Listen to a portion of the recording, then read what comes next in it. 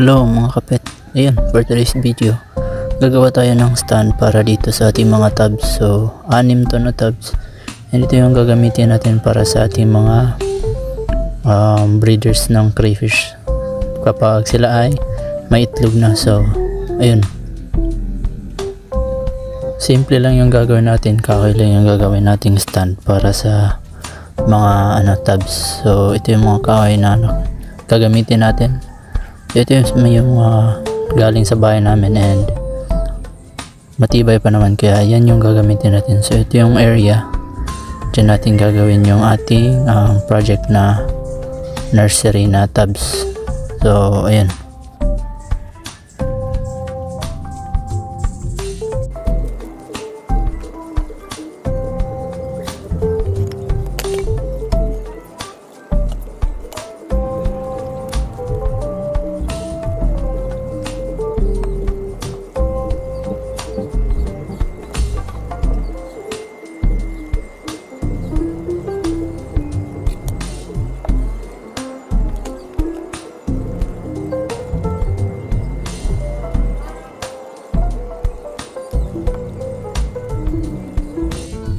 ayun nga no, tapos na tayo. Hindi ko lang naipakita lahat ng process sa paggawa kasi nga hahaba yung video natin, and ayun, para mas mabilis nyo rin makita yung result. Ito yung nagawa natin, ayan.